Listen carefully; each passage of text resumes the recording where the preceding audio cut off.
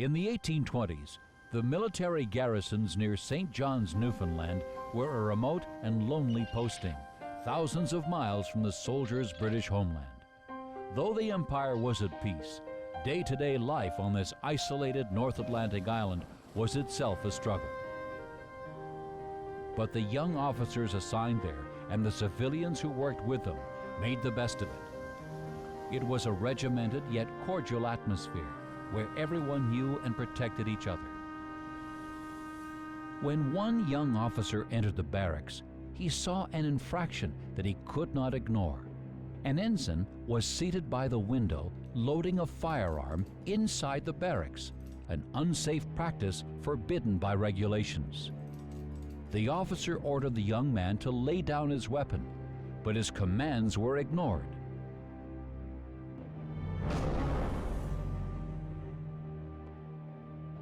The superior was horrified to see a bullet wound on the soldier's forehead, but even more disturbing, the officer recognized the young ensign as the man he had watched die in a duel a month earlier.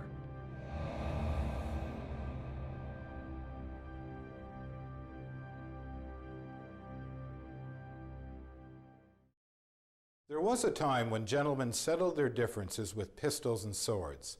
Though never officially sanctioned, dueling was an accepted practice among military officers of the 19th century. The last duel fought in St. John's, Newfoundland, has earned its place in history and in folklore. Newfoundlanders have a long-standing tradition of storytelling, passing tales down from generation to generation. The last duel is one of St. John's most enduring legends, but it began innocently enough over a simple game of cards. A captain was gambling with a young, inexperienced ensign who had been consistently losing with no sign of his luck changing.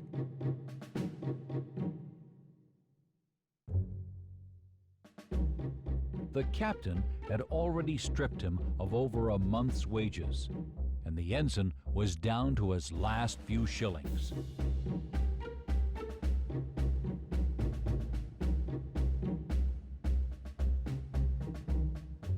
Not wanting to seem cowardly, he chose to place a bet.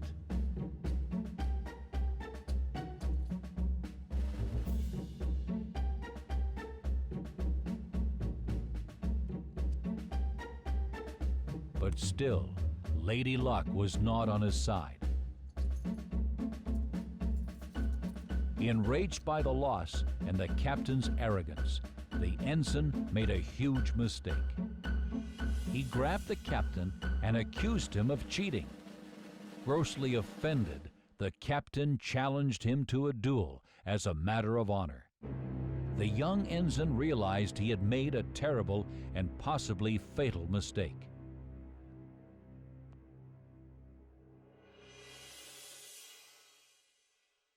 The captain was a seasoned officer with several duels to his credit, all of them victorious.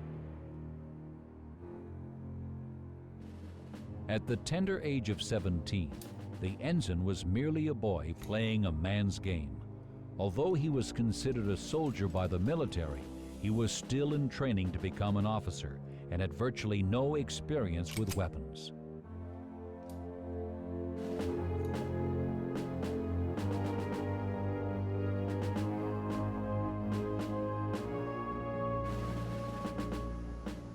The morning of the duel arrived. The ensign's only hope of survival lay in the unwritten code among duelists. It was considered unnecessary to kill your opponent. Merely wounding him was sufficient to claim victory and restore one's honor.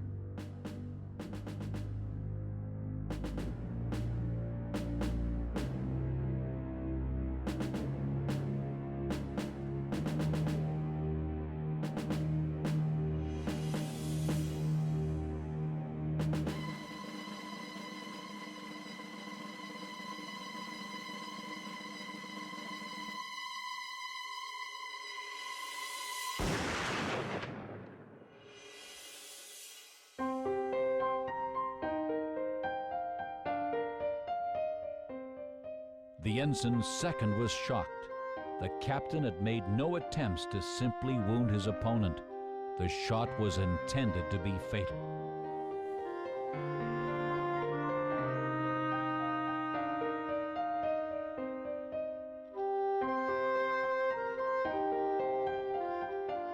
The 17-year-old ensign lay dead, and the victorious captain had reclaimed his honor. He decided to celebrate with a few drinks and, ironically, a friendly game of cards.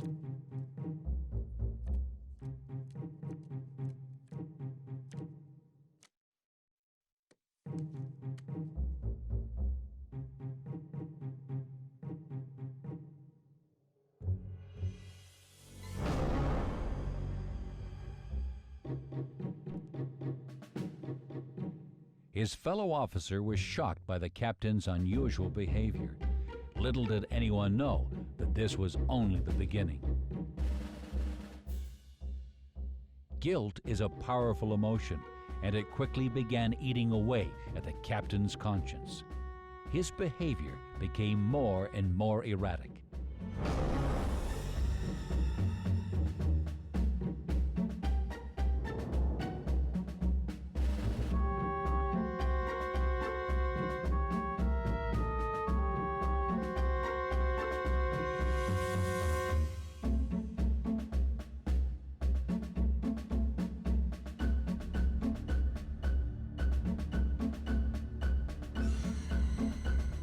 No one knows what actually became of him.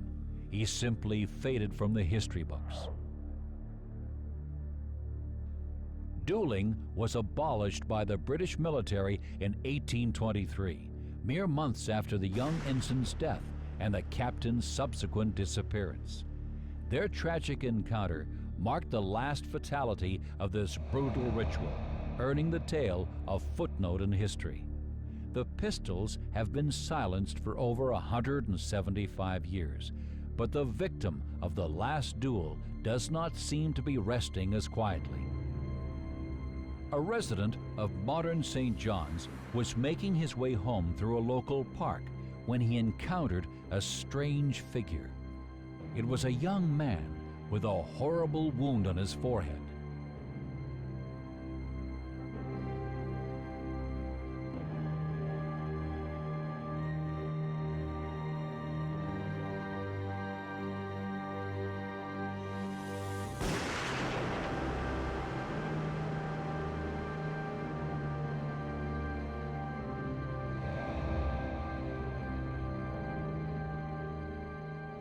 When he turned around, the young man found himself unharmed and alone.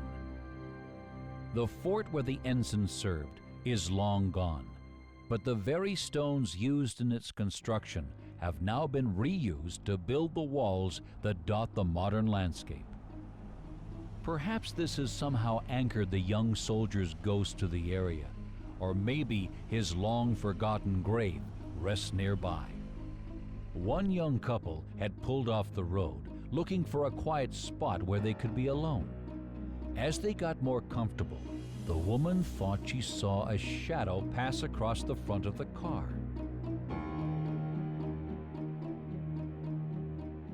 Frightened, she insisted they check it out, thinking that someone might be in the woods watching them. The young man saw the ghostly figure moving through the trees.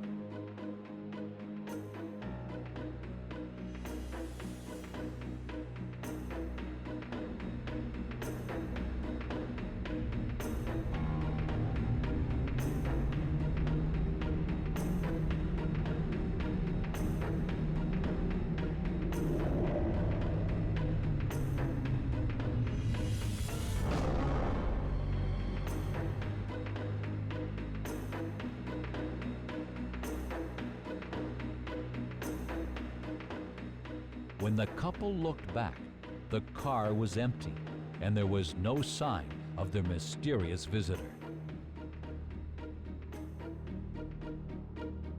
For over a century, this young ensign has wandered through the night. Is he searching for the unfeeling captain who took his life, or another dueling opponent? Whatever his motives, this ghost remains condemned to relive Newfoundland's last duel for the rest of time. Today, the Mathers House in Burnaby, British Columbia, is home to the local Potters Guild. But in a time long past, the building was the center of many horrific scandals. Some believe that it's this sordid history that may account for the spirits who have returned to haunt the site of their worst nightmares. One evening, as a ceramic artist was tidying her workroom, a toy animal crossed the table in front of her.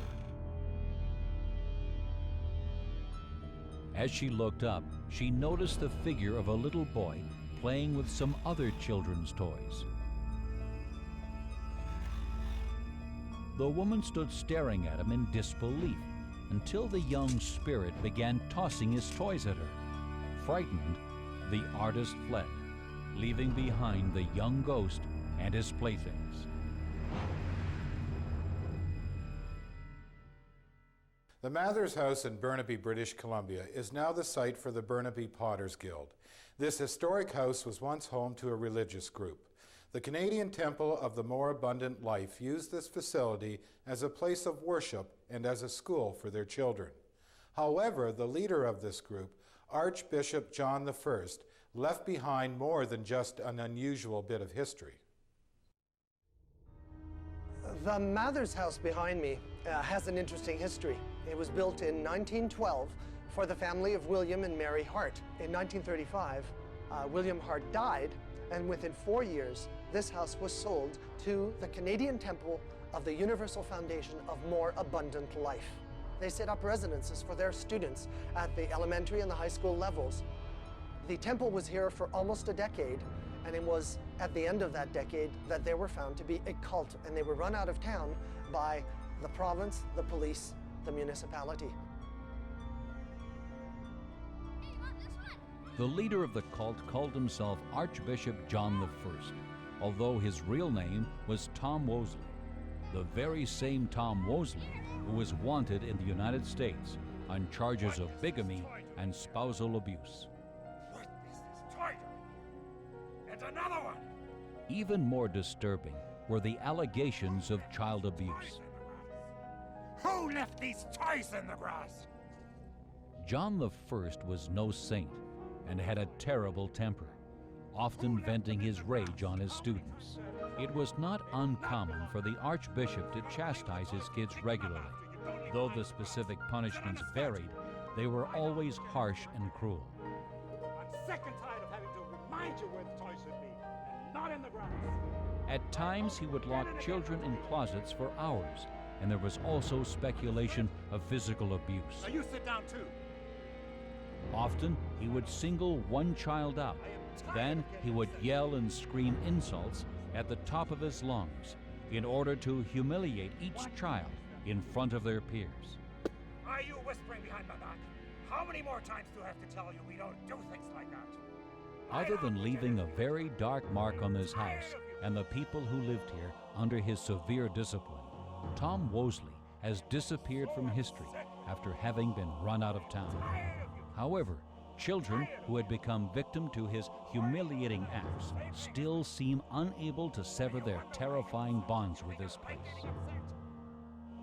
We're not going to have any more of this, are we? Are we?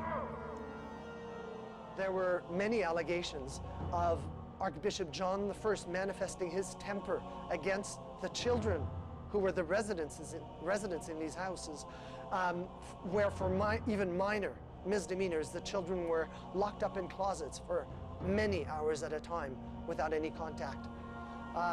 This may explain some of the phenomenon here. On one occasion, a maintenance man came to work. Upon entering the building, he found a misplaced toy. As he continued down the hallway, he found another.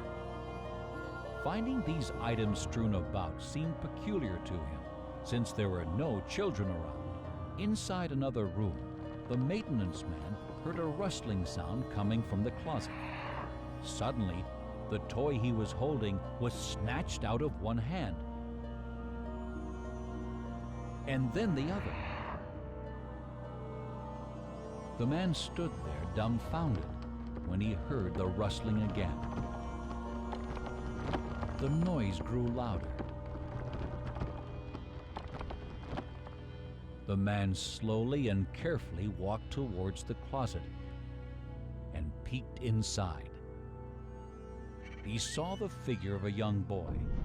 The young spirit was obviously disturbed by the maintenance man's presence and made it abundantly clear he did not want him there.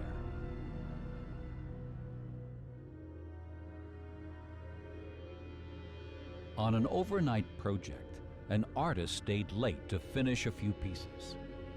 As she glazed her pot, she heard thumping coming from behind the door. But when she stopped to listen, she couldn't hear it anymore.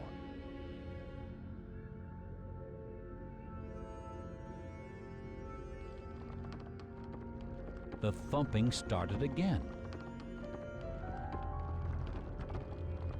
This time, she slowly walked over to the door to listen more closely.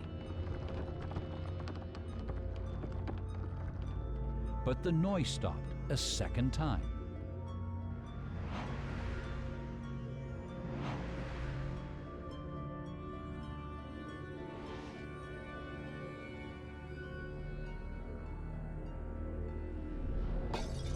She was startled when one of the ceramic pieces crashed down to the floor. And then another. The woman saw the young, ghostly figure destroying her work. She turned and struggled with the door. Someone or something was preventing her from escaping that room. Finally, the door came loose and she ran from the room. This was by far the most terrifying experience of her life. The Mathers house seems to be home to many tormented children. Perhaps those who had been abused and victimized in the Archbishop's so-called religious cult have returned to relive their childhoods without persecution, but this time exercising their vengeance on anyone who enters the building. The fog-shrouded coast of St. John's, Newfoundland has a mystical quality, but when darkness falls, that beauty can instantly transform into a landscape of nightmares. In 1860, Samuel Pettyham was making his way home. He had become lost and was following lights to a nearby house when he made a horrifying discovery.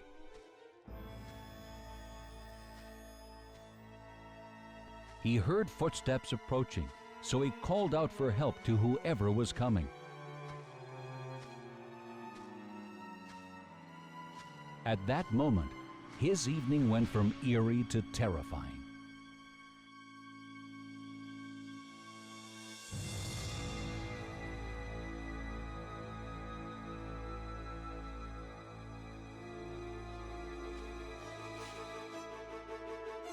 Samuel Pettyham had become one of the first people to witness Newfoundland's legendary headless captain of Queen's Road. St. John's, Newfoundland is a beautiful city, rich in folklore and legend brought by the original settlers from Ireland and England. One of this magnificent island's most enduring tales is that of the headless captain of Queen's Road, a tale of betrayal, murder, and poetic justice. The legend of Newfoundland's headless captain has been passed down from parent to child for over 2 centuries and still endures to this day. It grew out of a story of love and betrayal that took place in a house just off Queen's Road in St. John's. In 1745, a merchant captain lived here with his young wife. Their marriage, however, was not a happy one. The passion had died a long time ago.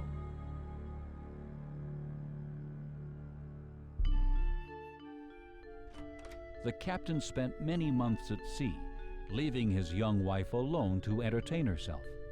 And she did, with a local merchant, a jealous man who wanted the young woman for himself.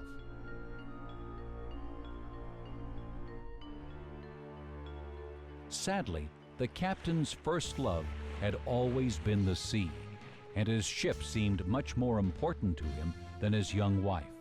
Once again, he set off on another 6-month voyage. In his absence, the unfaithful young woman convinced her jealous suitor that her husband was the only thing standing in the way of their love, and one evening a plan was formed to get rid of him for good.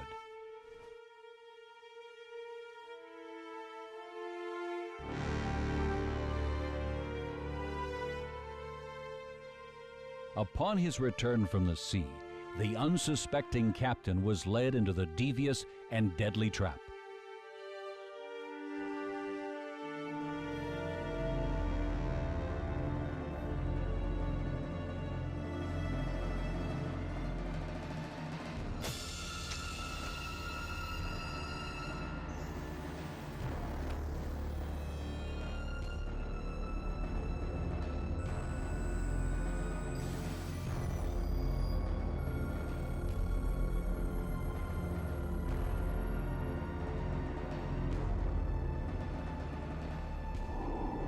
The captain's body was disposed of in the waters off St. John's. There were accusations made, but without evidence, the wife and her lover were never tried for the murder. Months later, the two were married and settled into the captain's house. This marriage, too, was an unhappy one. The man's business suffered, as few people wished to do business with a suspected murderer. And the wife, finding herself to be a social pariah for the same reason, became a virtual prisoner in her own home.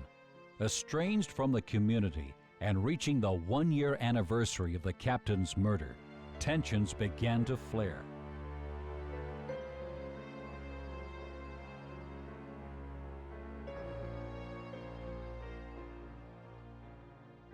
They had escaped the justice of the courts, but had no idea that a form of justice far more severe was coming for them from beyond the grave. The wife was alone in the house when she heard footsteps. She grabbed a lantern and went downstairs to investigate.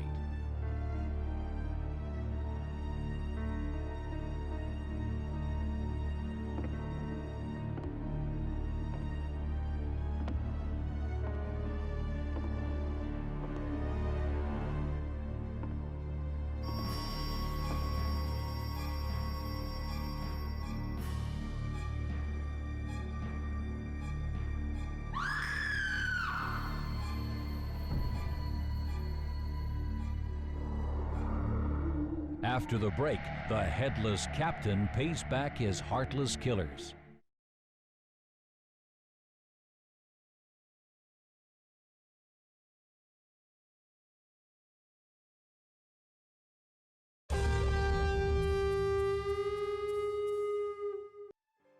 When her husband returned that evening, he found her. She was physically unharmed, but terrified and ranting incoherently.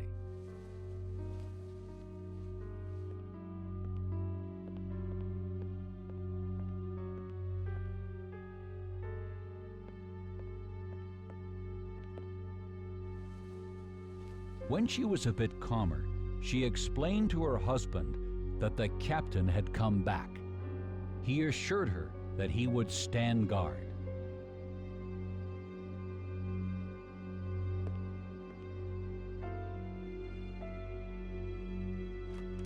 Convinced that she was hysterical, but not wanting to take any chances, he armed himself.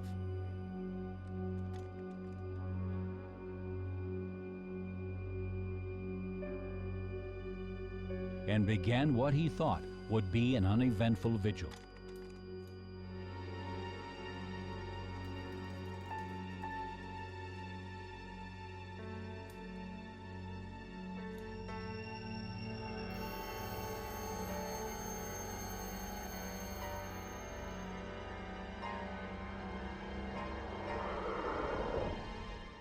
For a moment he was frightened, but then realized his wife's fears were beginning to take root in his own mind. Upstairs she sat, still trembling, when she heard a noise coming from inside the captain's old sea chest.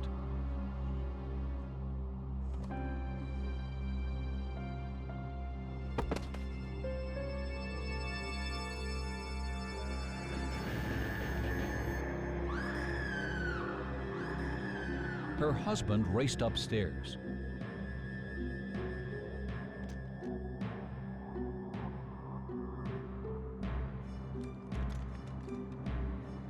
Cautiously, he approached the chest, but found nothing unusual inside. His wife had become irrational, and he tried to calm her.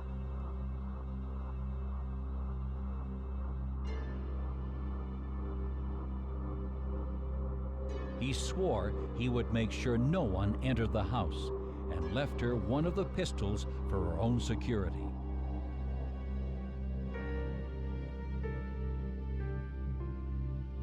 He returned to the downstairs parlor, now more concerned with his wife's sanity than any intruders. The hours of the night wore on. Sleep eventually overtook him. She restlessly played cards to occupy her mind.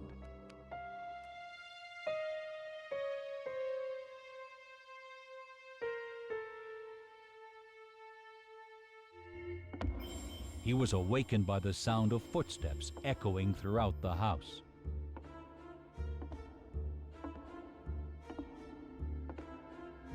As the sound drew closer and closer, fear began to cloud her mind. She was terrified of what might be lurking behind the door.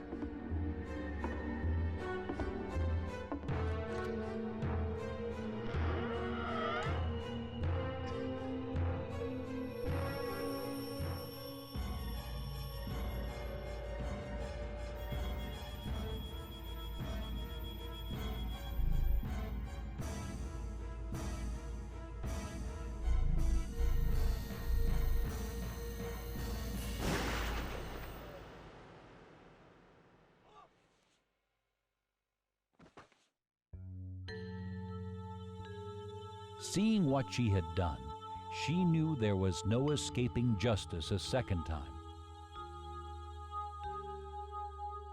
Resigned to her fate, she went to the sea chest and pulled a hidden bundle out from the bottom.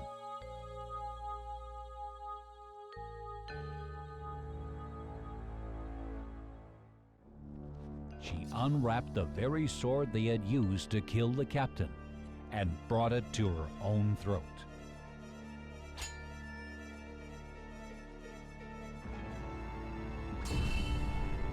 That night, the headless captain of Queen's Road may have found the justice he sought, but he is still seen in St. John's, roaming the streets where his home once stood. Perhaps he is searching for something more than the revenge he found. Or maybe the legend inspired the overactive imaginations of those who still claim to glimpse him. Skeptics insist it is merely a story, but for the many who have witnessed this dark, headless figure, there is little doubt that this folktale has a terrifying life of its own. The Assiniboia Club in Regina, Saskatchewan is one of the most exclusive private clubs in Canada.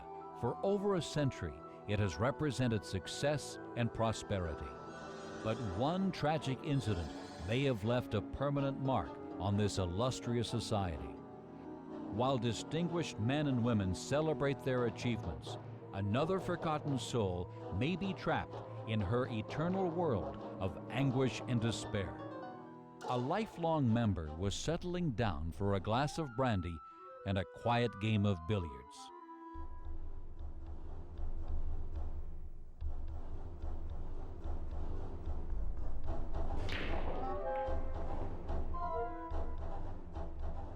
The pool balls had broken with such force that one had flown off the table and rolled into the hallway.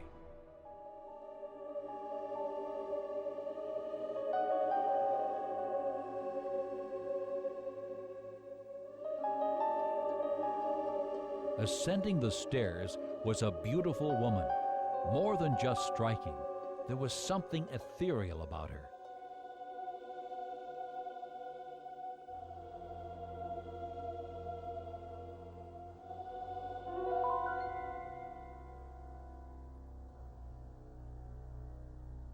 She smiled at him seductively, and then she vanished.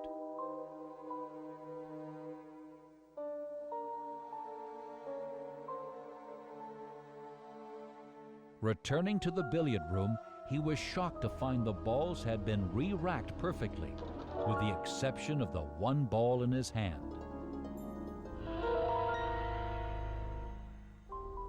Good night.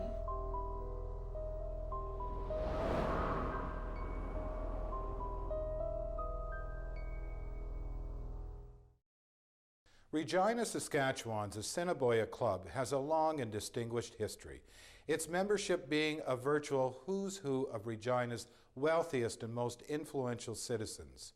There is another longtime resident of the club, and though her origins are less than prestigious, she has still earned her place on the club's roster. Assiniboia Club was established in 1882 and operated as a gentleman's club well into the 80s. It is to this day the oldest private club in Canada still in existence. There are many ghostly occurrences that have happened over the years. Women in the club who have had experiences with our ghost never seem to have a negative experience. It's always the men that seem to leave here a little bit creepy, a little bit creeped out. Some theorize that the ghost of the Assiniboia Club may be that of an abused woman who reaches out to other women, hoping that they could offer her understanding and perhaps empathize with her for the emotional pain she had suffered. On one occasion, Jennifer, a longtime waitress at the club, got the distinct impression that the spirit was trying to communicate with her. Walking past one of the meeting rooms, she saw a strange, pulsing light coming from inside.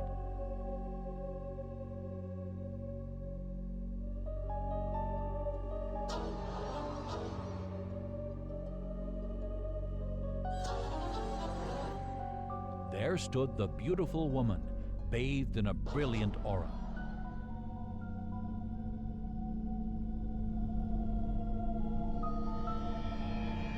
Then suddenly, Jennifer experienced images flashing through her mind, horrifying glimpses of violence and murder. She was convinced that something terrible had happened to this woman in this very room, and that now her spirit was seeking the compassion only another female could offer. This would not be the two women's last encounter.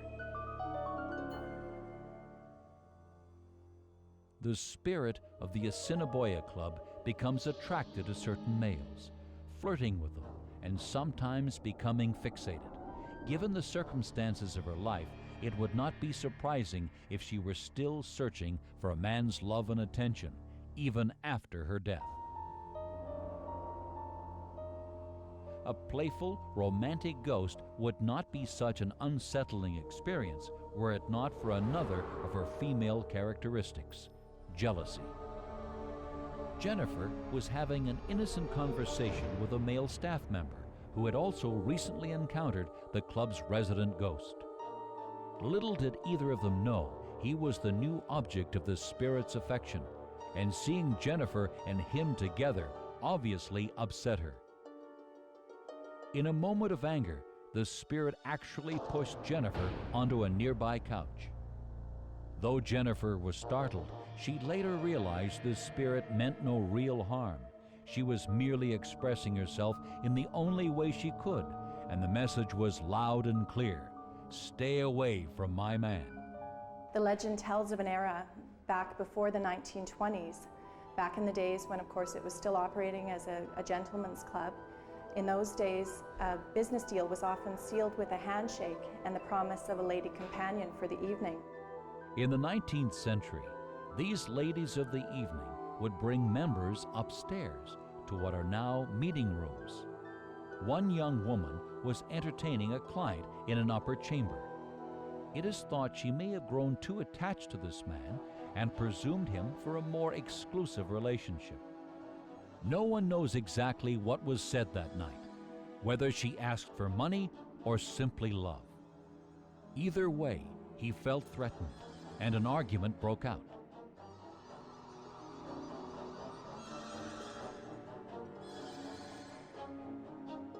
He stormed off, leaving her alone and angry.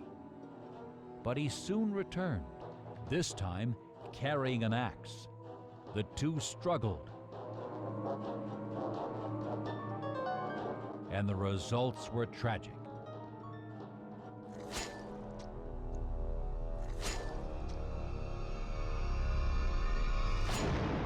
There was never any thought given to reporting the murder.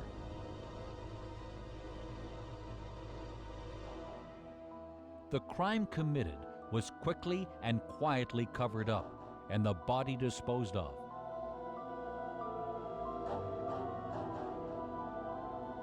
Although many long to join, membership in the Assiniboia Club is incredibly exclusive and reserved for only a select group of Regina's elite. But to this beautiful woman, it has become her prison. Perhaps she has remained here, bound to the scene of her death, eternally searching for the same things all of us seek in life: love and compassion. Although this park in Hamilton, Ontario is primarily known for its wonderful landscape, it also has the reputation of being a supernatural hotspot. A local woman, familiar with the rumors of hauntings, came to the area to take some photographs. She was hoping to capture a ghostly image on film. Though she never ended up with any photographic evidence, she did have a face-to-face encounter with the legendary ghost of Jane Riley.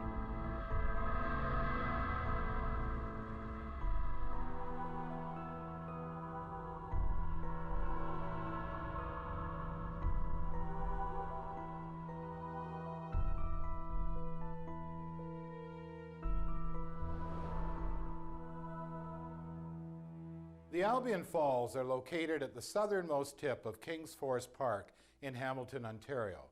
In the early 19th century, a young woman, heartbroken from a love affair gone wrong, stood at the top of a cliff not far from the thundering falls and leaped to her death 100 feet below. The steep drop has since been dubbed Lover's Leap, and numerous encounters with this forlorn young woman have been reported. The history of Lover's Leap has become popular folklore amongst many of the locals who live in the Hamilton area. My name is George Brady. I'm with HamiltonParanormal.com. The site that we were at today is called Albion Falls. What we do is we go all throughout the Hamilton-Wentworth region and beyond to get and collect information on haunted locations. In my opinion, Mount Albion Falls does have spirit activity. The tragic love story from which the legend was born is filled with great promise and terrible sorrow. A young man by the name of Joseph Rousseau would come to Albion Falls to meet his true love, Jane Riley. Often they would spend the day strolling the area. It was their favorite place, and it was there that Joseph proclaimed his undying love for Jane. Their hearts were filled with passion. The two were happier than they had ever been. As they gazed out at the falls, time stood still for them. However, a tragic turn of events would plague these falls with eternal sadness. Young Joseph was worried about his wedding night. Wanting it to be perfect, he requested a meeting with the madam of a local bordello, hoping she could offer him some advice. The two met at the bottom of the gorge. With plenty of experience in the ways of love, the madam assured Joseph that when the time came, his feelings for Jane would guide him. Meanwhile, Jane, who knew nothing of Joseph's concern, came to the falls looking for him. But when she peered over to the foot of the gorge, she found her beloved Joseph hugging a local prostitute. Jane misinterpreted what she saw, assuming the two were involved in an affair. She was devastated. Joseph called out to her. He wanted to explain.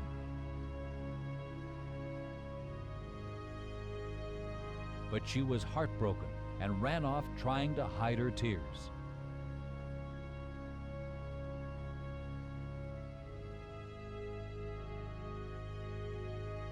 For Jane, her once favorite place became a painful reminder of Joe's infidelity. Now the falls would bring her nothing but heartache.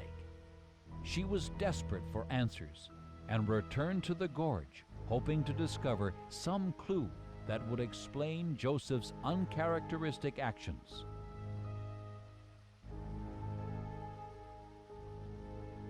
As she looked down at the steep cliff, she hoped her sorrow would subside. But it did not. At that moment, she decided to end her own life.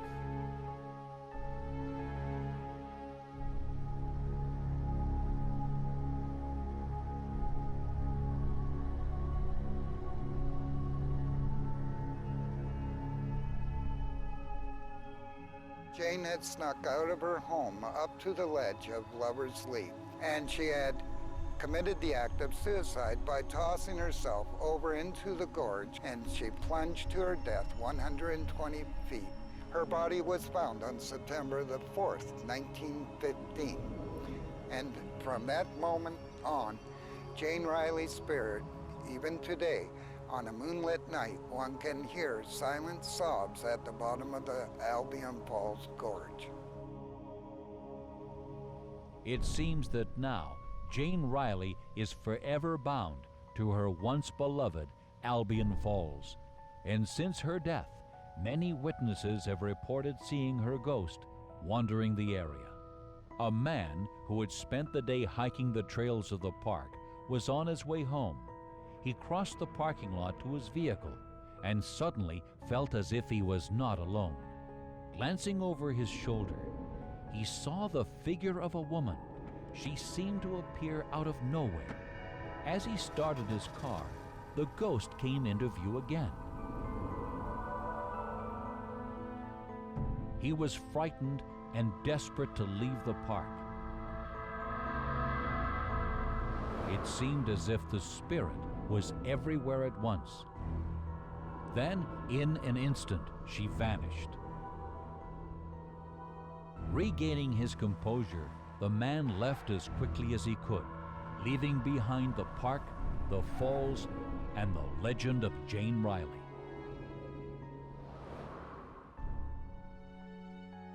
While Hamilton's Albion Falls, with its cascading waterfalls, is a place filled with beauty, it also contains the great and tragic sorrow of a love gone wrong.